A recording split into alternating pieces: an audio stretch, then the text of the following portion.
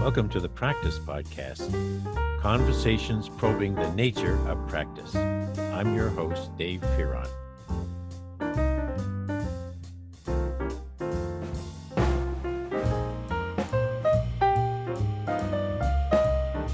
I think it's very appropriate to have the 200th episode of the Practice Podcast, couched in the framework of social enaction, to be with my son Dave, who is the thinker about social inaction and all matters thereto pertaining, as I am thinking about practice and all matters thereto pertaining.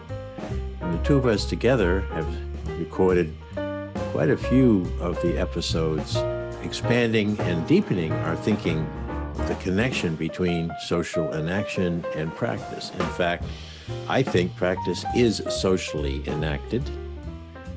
And Dave would think that in order to be a practitioner, one has to be very good at the practice of conversation. Excellent, actually, at the practice of conversation. So this is another dimension of Dave's discovery of ways that our brains factor in to our social activity and our personal choices. Dave and Dad. Well, folks, we're back together, father and son, for episode 200 of the Practice with a Question Mark podcast. And the question mark has both practice and social inaction connected to it. I've always been curious about what Dave's been learning for many years now as he tunes his attention into social inaction. And I think he notices that I'm quite interested in practice, particularly since I took the baton from Peter Vaill. But we have discovered in the various times that we've had episodes together that there is a connection between how he's looked at the social aspects of human behavior as people relate in conversation, and how else could one be in any sort of practice if they weren't engaged with other people in conversation? So maybe that's where we found some horizontal connection. Do you think? Yeah, I think so. I think there was a podcast called Practice Question Mark always made me think, well, what is it really? And I'm going to answer it. Okay. But it's also finally but reflecting on your 200th episode, congratulations for that. It is something that I think for both of us, for you, it's been a way to find something that you loved about your teaching. Now that you're retired, I remember attending some of your classes back in the 90s and seeing how you would always bring in people from the community or contacts, people who in various aspects of management and leadership at a lot of the different organizations and industries around central Connecticut, and interview them in the kind of the way that you're doing on your podcast. And it was a great learning experience for the students. They all loved it. And I think you loved it too. So finding a way to keep that going has been really terrific. It's something to keep your mind going. and that too. And the things that you loved as your practice, one of your essential practices, which made you a great teacher. And for me, these conversations that I've had have been something that I had to sort of give up and really hadn't been thinking about much since finishing my dissertation around 2005, and then going into a whole different career in data librarianship. But now being able to think about them again and talk and bring in all the new research and tie together the loose threads into our discussions and focusing around what is practice. That's been a lot of fun for me and really got me much more interested, and gave my brain an outlet from line of work that isn't really all that much like it. That's true, and thank goodness that, because your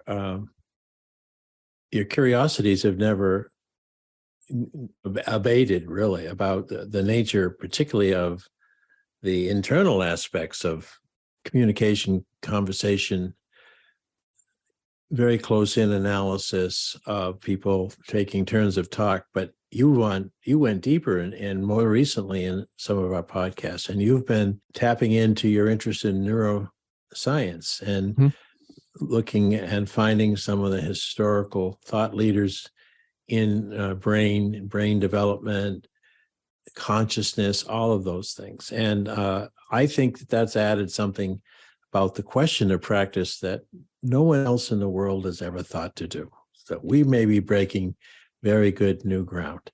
So what are some of the topics that are piquing you right now?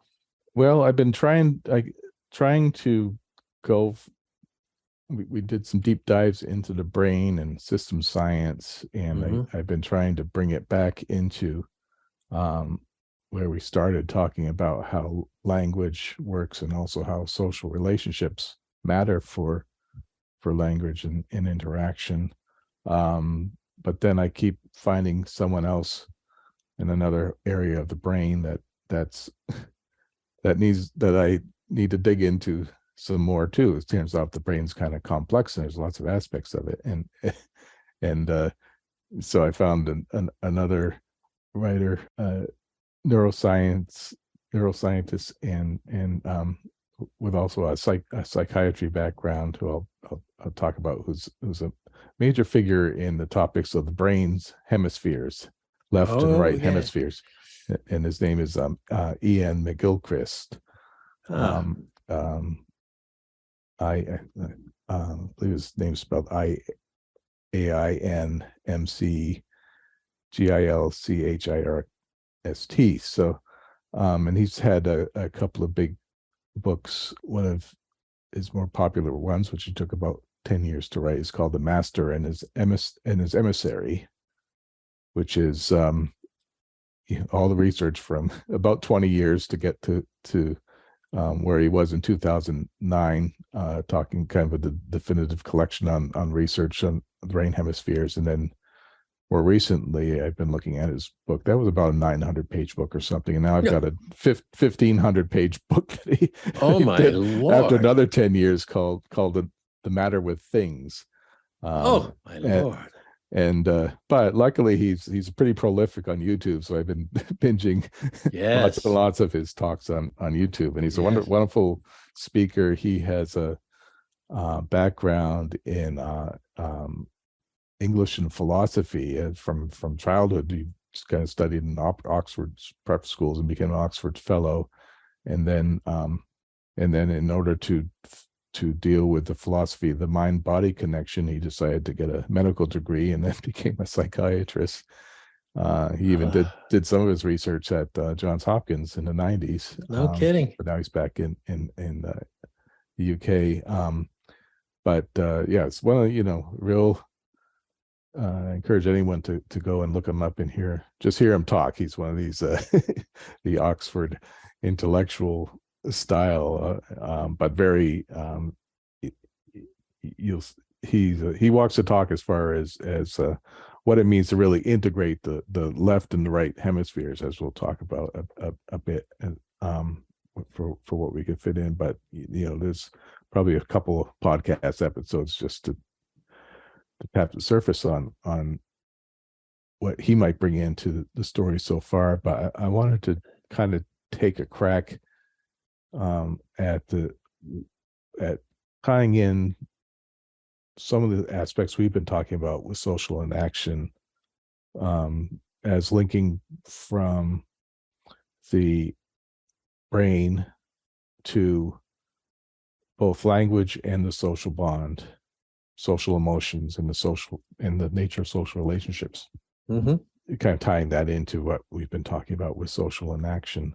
Once again, I either can go as a bit of a lecture or make it more interactive. But I'll pause, and if you wanted to say something, now's the time. I get it. Well, I'd like to hear more, but I want to make sure that we got his name again. It's Ian Gilchrist. Ian McGilchrist, MC McGilchrist. McGilchrist. Yeah. Okay. All right. And I can say that back when I was teaching, there was a bit of buzz about the left brain and right brain, and which are you? Are you more creative, depending on brain, the side of the brain that works most for you? Some of those things, and it kind of sound a little bit like pop psychology back then, but what you've already told me is that this investigator does not think it's just pop psychology, and that there's maybe something to it that we can link into our conversation about social inaction and practice. Yeah, because that's one of the things he says about the time that the early research on left and right hemispheres became just that, kind of a pop psychology, and by the time he saw Volkswagen doing a car for your left brain, he knew that things might have gone too far.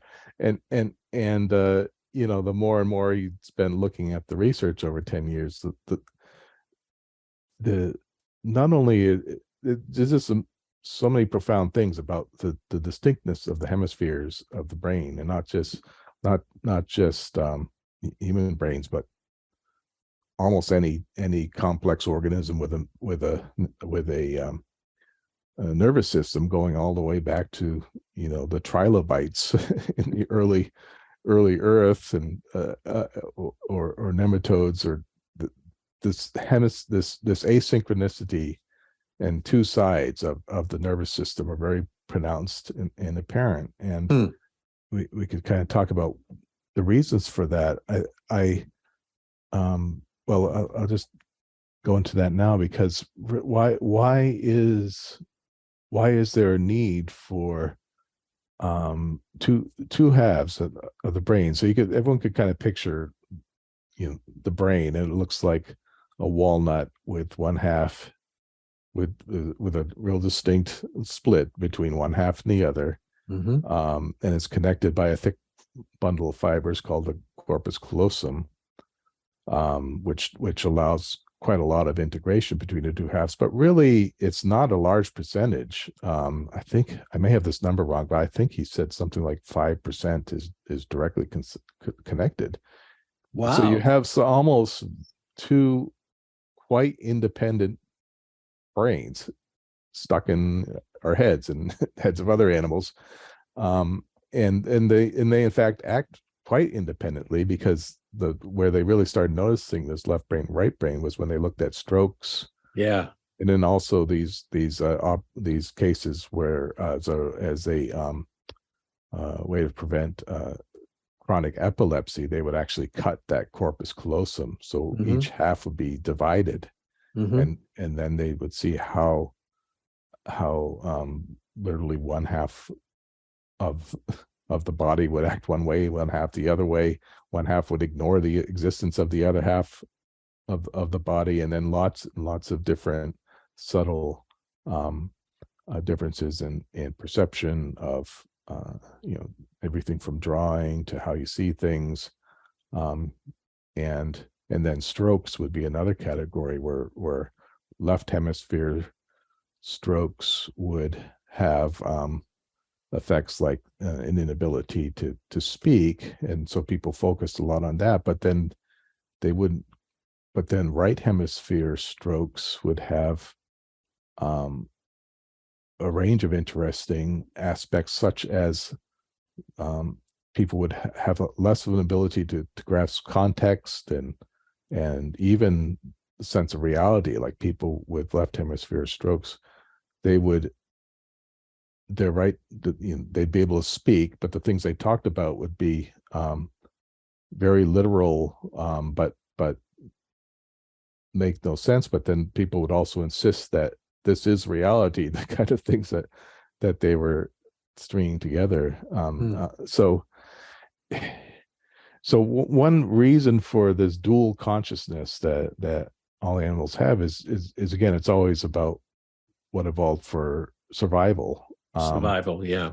And so what early life needed to figure out, as soon as there were other living things that could sneak up on you and kill you while you were focused on eating, you needed one half of your brain to focus on manipulating the world and doing things that you needed to do, like eating, and another half to pay attention to the reality of the now that's happening and making sure no one's sneaking up on you and being able to run. And that literally takes separate parts of the brain, because they are fairly distinct types of processes, it turns out.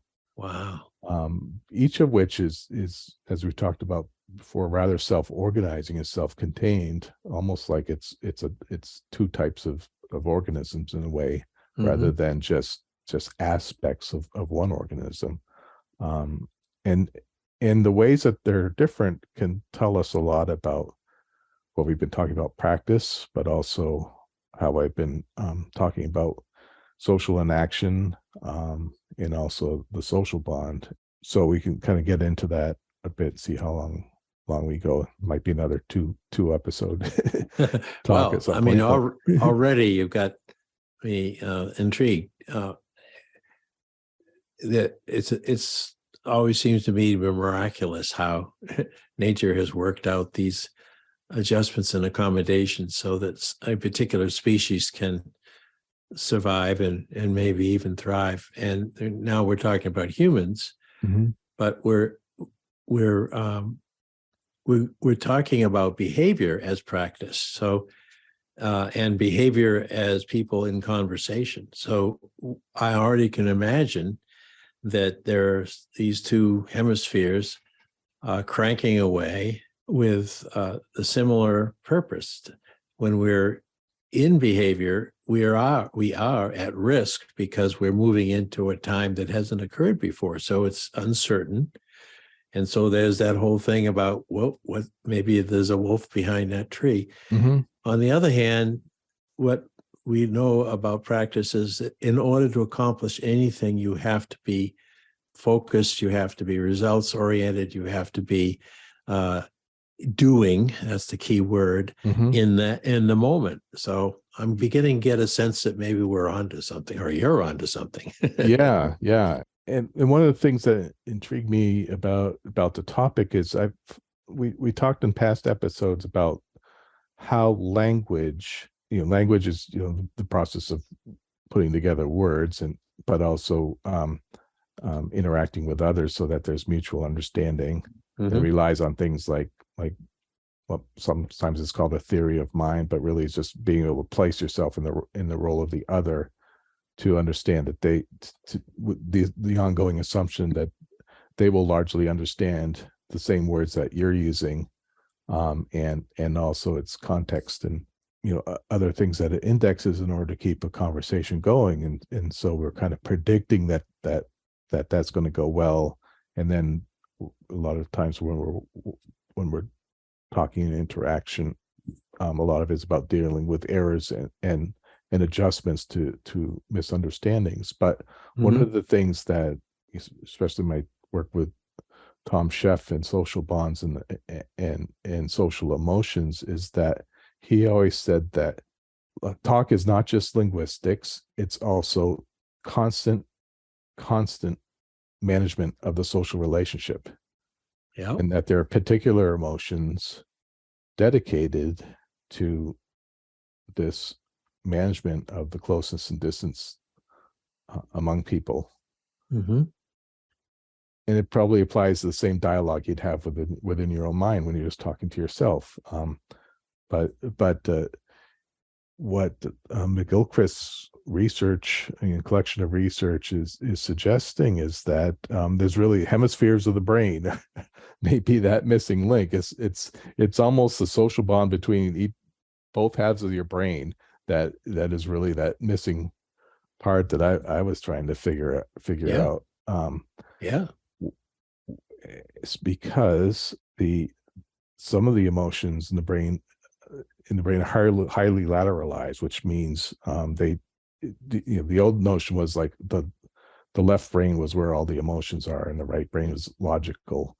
And it's actually the reverse of that. Actually, I might have mixed up myself, but I can never get it straight. What it is that the left brain is actually very literal, deals with logic, and seems to be, especially for the problem of making speech work, it's enormously complex, so complex that a whole half of the brain is highly dedicated to putting words together in grammar and also linking them to sequences of action.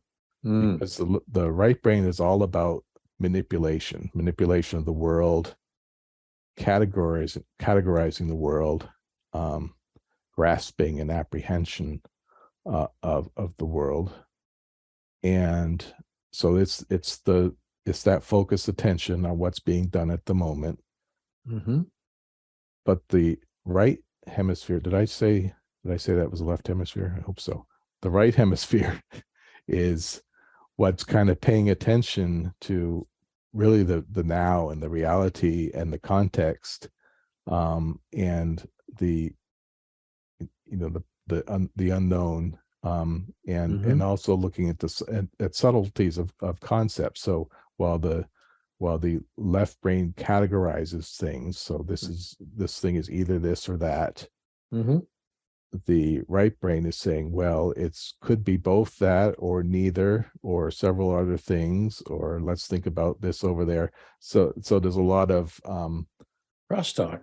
Crosstalk and wandering around, and you need both. But then there's also this emotional dimension of it, where the left hemisphere, which is doing the talk, is mostly not heavily tied to emotions, except frustration and anger are highly lateralized. But the right hemisphere has more of the emotions, including some of the ones that we've been talking about in the shame family, being guilt, embarrassment, as more of the negative emotions, fear of separation, like separation anxiety, and then the ones that might go into the extremes of despair, which is the loss of the bonds, and getting into that primitive emotion where you just kind of shut down and wait to die. If you've been separated from the herd, or from your mother as an animal, and that becomes part of the kind of an inhibitory moderation over what the left hemisphere is churning along as it's building courses of action, as it's like even constructing a sentence and assuming the other person is going to understand what you say. The other hemisphere is kind of watching and saying those subtleties, including paying attention to gestures and facial things, and even the color, blushing of the skin as a gesture that others can attend to say, okay, this literal meaning I've intended isn't being picked up. We need to stop, pause, adjust, do something about it. That's not just about the words, but also the quality of the social relationship at the moment. Wow. And it takes that integration of the brain, because when you get that damage to the right hemisphere, you get people who, or even suppression, or even things like schizophrenia or forms of autism. You get that very noticeable loss of that capacity to pay attention to the quality of the bonds and the social emotion cues that we're using. It's very pronounced. I've noticed it in my experiences with some people who are heavily into that end of the spectrum, where they're brilliant, but they don't get it, and whatever it is. So that makes more sense to me now. Ian McGilchrist, he has a terrific literary and philosophy background, and he does a great job of kind of taking that to the next dimensions. Even I think his latest book is largely around some of the social implications of having a society that is very left brain oriented, very literal, very into manipulating the world, acquiring the world, dividing it up into categories, doing things by procedure, and ignoring the contextual impact of all of that. So his first big book on the hemispheres, he titled "The Master and His Emissary." Yeah, I was wondering about that title. Yeah, and it comes with it comes from kind of a myth that we can kind of translate into the corporate a corporate world notion, like other your other podcast topics often talk about. So imagine a CEO of a corporation who is actually very wise and very competent, and really could always grasp the big picture of how the organization works, what the needs were, what all was needed to make it successful and well integrated with the rest of the world that the corporation interacts with. But the marketplace, yeah, but there's only so much that CEO can do. So they have a vice president as your emissary, who's the emissary, and they are very competent. This guy knows all the procedures. He knows how to get things done. But he's so good, but he isn't the people person, but he gets things done. He knows how to do the finances, and he knows how to make the machines work. But he starts thinking, I'm better than the CEO. My CEO is an idiot.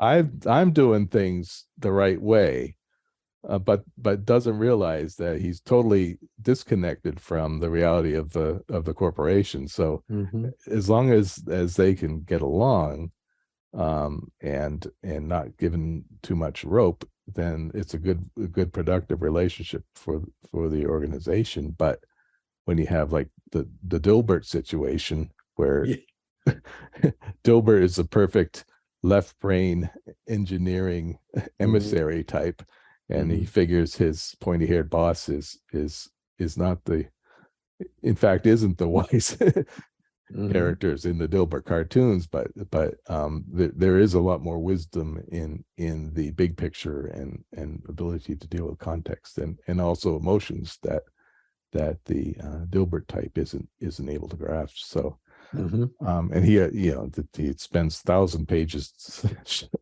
talking about how society is really kind of getting much too lopsided, especially with technology towards the emissary's world. Now AI becomes the emissary of the emissary. AI can only deliver what it's basically programmed to do, to some extent. So it's exaggerating now.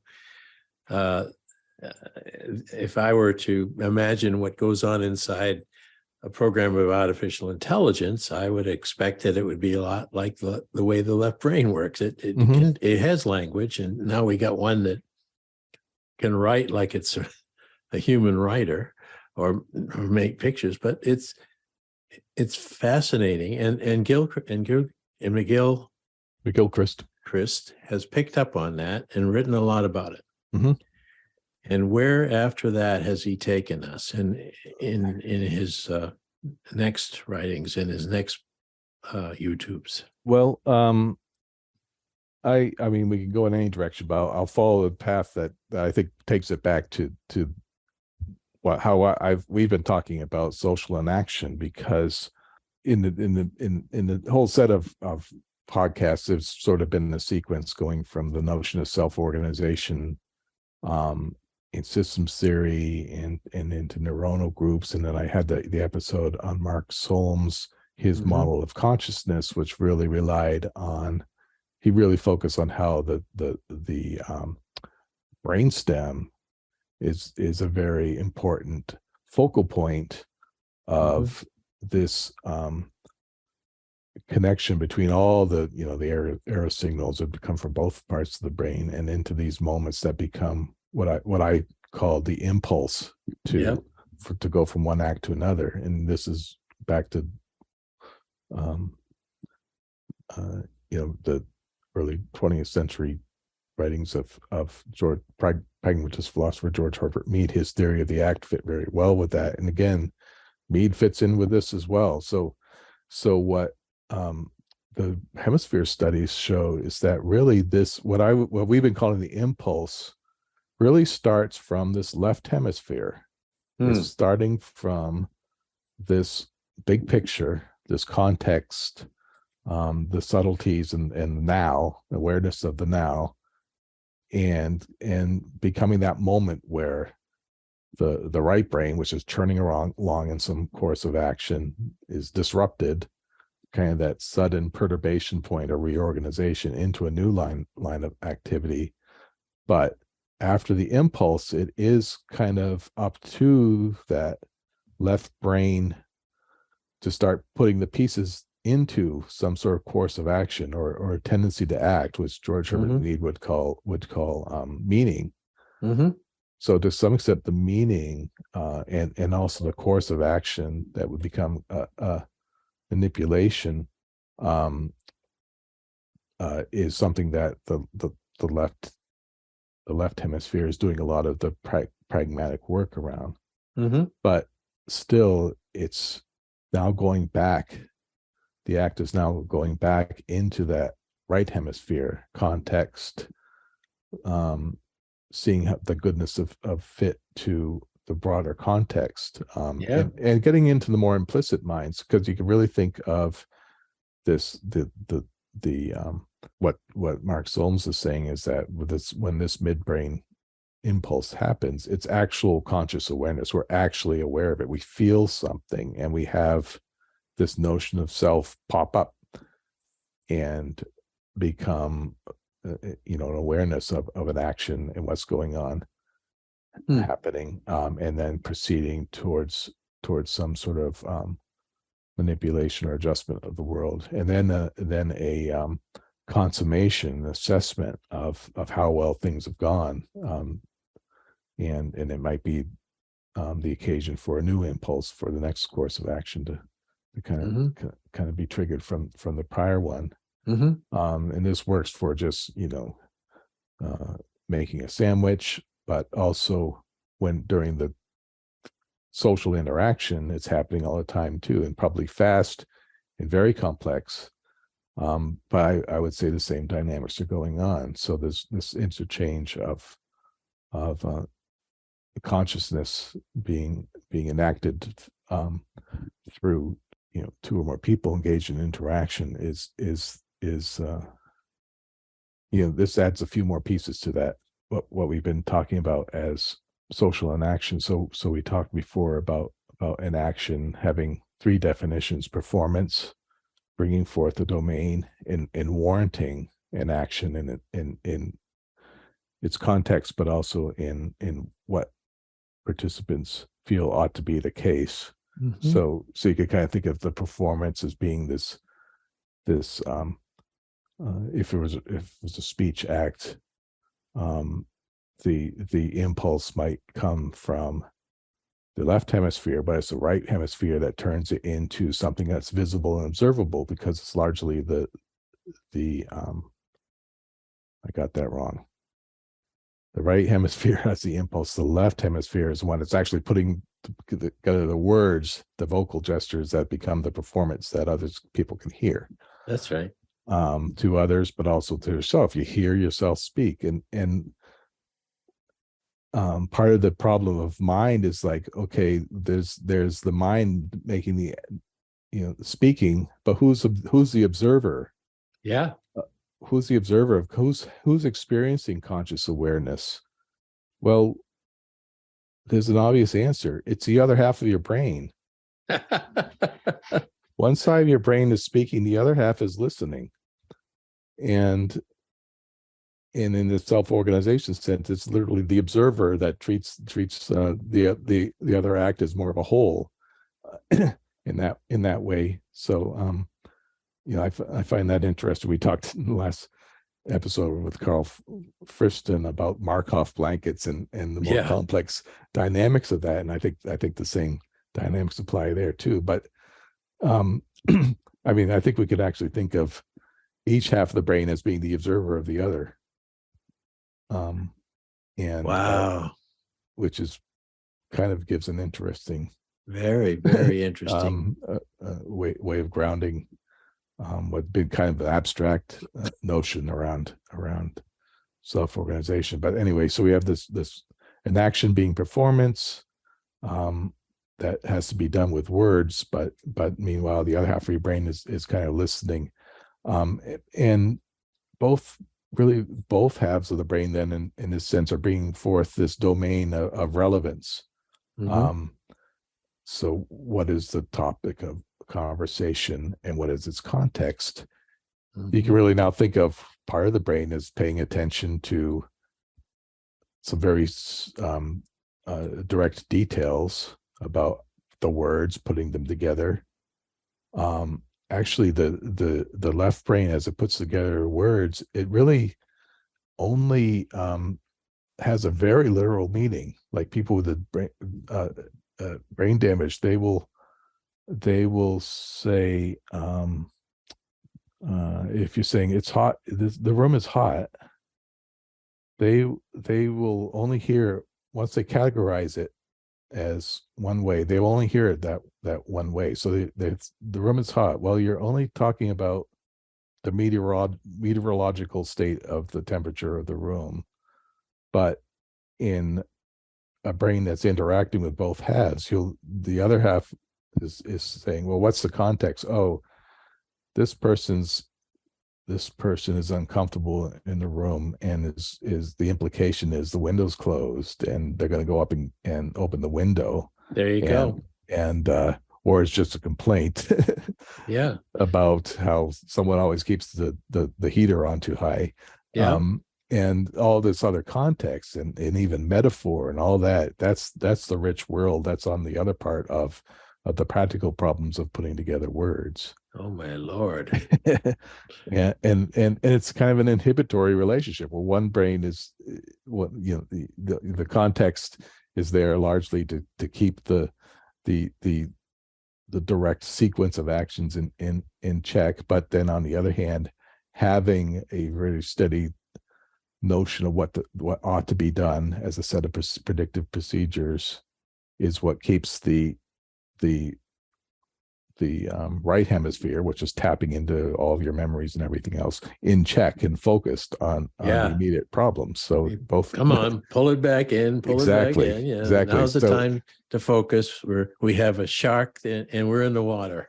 Yeah, and let's not talk about all the wonderful swimming we love to do. Yeah, it's a shark. Yeah, and if you reflect on how you spend even half an hour trying to work at the computer or something, you'll feel yourself. You'll feel that going on. You're distracted. You're thinking of things that have nothing to do with what you ought to be doing. And so it's. But this is all going on between these, within and then slightly between the two hemispheres. As you said, McGilchrist says it's really about 5% that's evidently wired, if you will. Yeah, my word, not his. So that there's a certain interaction between the hemispheres, but the rest is situational in a way. Yeah. So really, asymmetry is more the rule than symmetry, and a lot of neuroscience is kind of focus on just what's the one brain, what's the different regions, but not really thinking about what one half of the brain has to do with the other and how different they are. So, but from what I'm saying about social inaction and so self-organizing systems and embodied, we really needed that even at the philosophical level to deal with some of the real hard problems of consciousness and also of the problems of social relationships and why there are social emotions and things like that. Because especially with social emotions, you have that third aspect, that third definition of an action I've been talking about, warranting Yeah. what we do in a social context. So it's really that right brain is going to be paying attention to that social context, having some particular emotions that have, again, that inhibitory signal given to the left half of the brain, which is busily putting together words into sequences, and looking for those errors in mutual understanding, which can be anything from mix-ups in how people express themselves, but even deeper into like social conventions and things of that sort, and the way to give, I think broadly the way to give those messages to the other half of your brain is using these shame, guilt, these signals of a problem with the social relationship. I get it. To have that metaphor of close and distance. It's sort of shooting out these more spiky emotions to catch the attention of a hemisphere that's just plowing ahead. Yeah, and it has to get down in that brainstem and make that little switch that switch. And so it's a real, there's that's where I'm, if someone would fund my retirement, I that's one of the research topics I would get into is looking at the details of that social bond dynamic. Fantastic. And now we have a little more in the arsenal for figuring that out. Yeah. I want to interrupt to share a thought that came through both my hemispheres about this. We talk about what's going on within the two hemispheres within one individual and all of the complexities that are going on. But when we enter into a conversation with another, even if it's a very simple transaction, there's four hemispheres at work. Yeah, I like that. Yeah. Yeah. And it gets closer to a miracle when you add another couple of hemispheres in, that you can find that point of, what did you call it, where you accept each other for the moment and not, break away the validation of the other, that kind of thing. And so we could be pretty well balanced going on up here, when in our side of the conversation, the other person could be distracted, or I could have used a trigger word in the day of our cultural wars, and almost any word could trigger, and not a bond, it's bonding. It's a constantly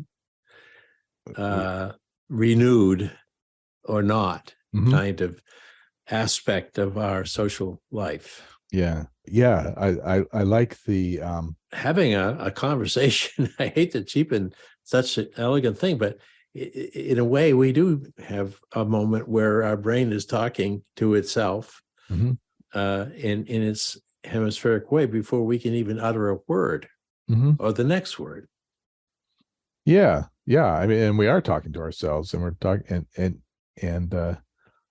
then each little string of words that we hear echoing in our head is floating on top of an ocean of implicit brain stuff that it's almost unfathomable. I think the other percentage is like maybe 10% at best, or less, is what's kind of this conscious awareness part of your brain.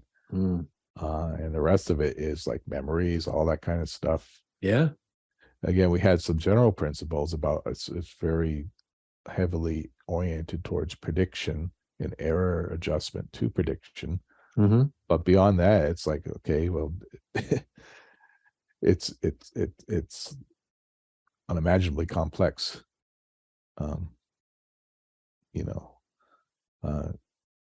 Something. What was those numbers? almost a quarter quadrillion connections of neurons in the adult brain or something. Yeah. So there's a lot of activity under there. Yeah. But so that's what makes it intriguing. If we could at least find some interesting first principles around wherever we look.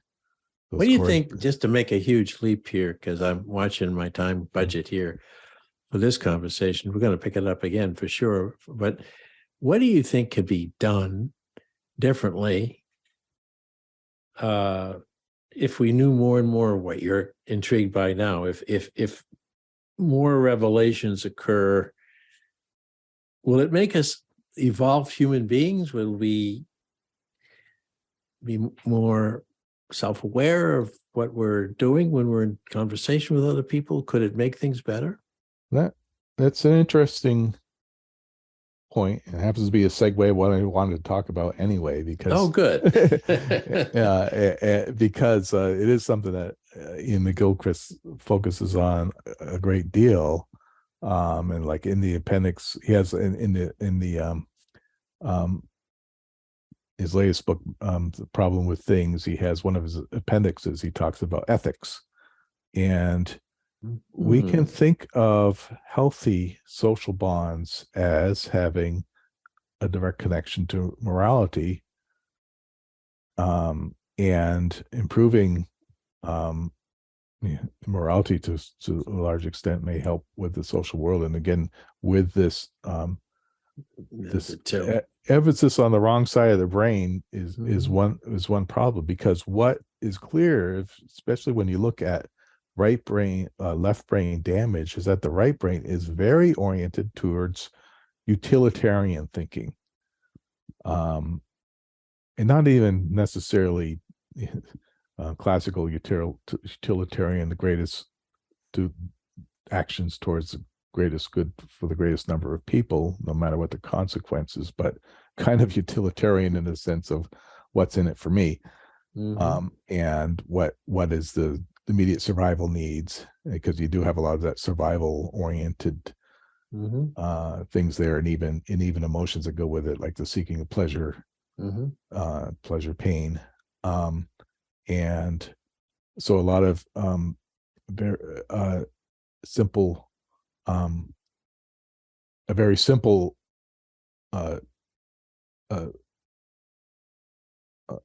ethical approach to the world that's not very attentive to the the immediate needs of the social other. So it's the kind of brain that kind of would use the logical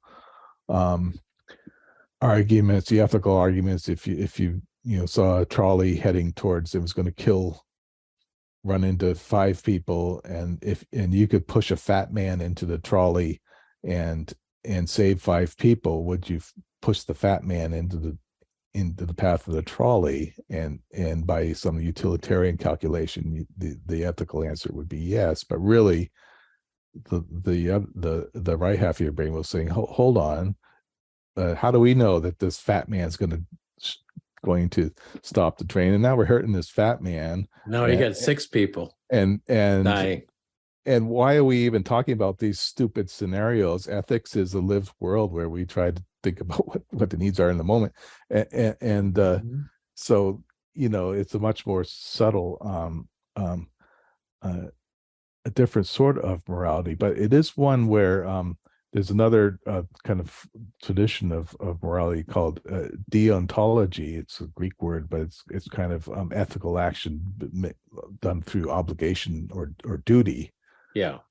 Which can be kind of, God has these rules, we must follow them, which is in itself kind of can become a kind of a simplistic or fundamentalist type of morality, which is fine in a way, but it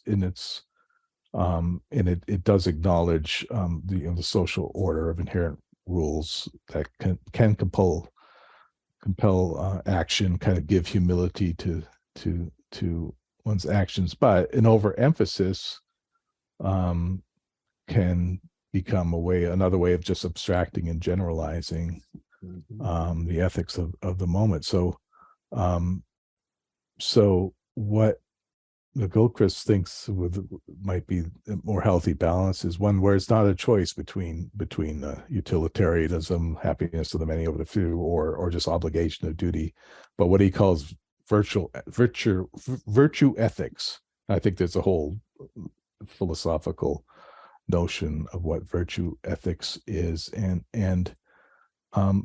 in saying what's primary of importance is the moral character of the actor as a whole, kind of this embodied forth in actions and attention to the particular context. And so a concern not just with the outcomes, but with the attitudes and the emotional and social understanding sensitivities of context, personality, and everything that goes with it. So really embracing something more with the complexity that reflects the complexity of the world, but still having some notion of balancing in actions and practical wisdom. And it doesn't mean, it's by nature not a perfect ethics. You're going to get things wrong. Oh yeah. It is, no rules are absolute. No judgment's going to be perfect, but it at least isn't relying on that left brain simplicity. It's dealing with the world as it is, which is one of complexity, in which we have to kind of look at the integrity of who we are, what it means to be in a social world and an environment that can be destroyed by humans and everything else that needs to be balanced. And then you get to those relying on notions of solidarity, compassion, love, all of which are the most social emotions that are the positive side of secure social bonds. So, we could even, those two esoteric podcasts we did about the intergalactic civilization having to rely on what do they have to rely on to not fight each other and destroy the universe. In part, you can kind of think of this right brain dominated utilitarian alien race that's going to go and dismantle all the planets to make their group mind where they live. And if they could, that would have already happened. So somehow advanced civilizations had to solve this problem of right brain dominance by coming up with something else, something that was both rule based and yet flexible enough to allow evil, allow mistakes, allow suffering, but also compassion. So maybe somewhere in this balancing of the left and right hemispheres is a correspondence to what humans must do to get to the next level and perhaps join our intergalactic community. On that note, I see another episode ahead. I want to go with you. I want to learn your thoughts on even more on ethics and morality. It is one of the conjectures that Peter made in the book on practice as a way of being, that he's very, very soundly noting the importance of morality in every moment of practice, and that we have continuous both fact checks and faith checks going on. Those are my words, not Peter's. Yeah, but that's good though. But it's so active. This notion that we can set aside ethics is ridiculous. So we want to do more of this. And for my 200th, really our 200th day, because you've kept me in this, and I base this whole work in the webpage we call Social Enaction. So it's a team effort, and I'm so impressed and pleased that you've found us still another fascinating author to weave into the conversation. I still have a goal to find a female author, and I think I will eventually. She's out there. She's out there. When I'm on these Zoom conferences, like I've been on a couple of times in the last 2 weeks, the majority of people who come to these are, by appearances, at least in name, women, and they seem to be much more work in somewhere another working that right brain connection. And they understand it better and wondering why man has to spend so much time writing it down. Exactly. That's probably too they get it like broad that. in context, but yeah. So, well, thank you again for tonight, and I will say, yay 200. Yep. Here's the 200 more. Thanks for listening to the Practice Podcast, where we discuss practice with a capital P. If you'd like to hear more, listen in on Spotify, Automatic, and Apple Podcasts, or go to enactionresearch.com/podcast-page. And if you'd like to learn more about social enaction in the nature of practice, head over to enactionresearch.com for more information. Thank you for supporting this show. We look forward to hearing from you soon. Oh, how could I have forgotten? Our digital book on practice as a way of being is now available. You'll find it online at www.mylibrary.world. I worked on that book after Peter passed away, and I think you will find it a unique and very, very mobile reading experience, since it's wherever your screen is in hand or at hand.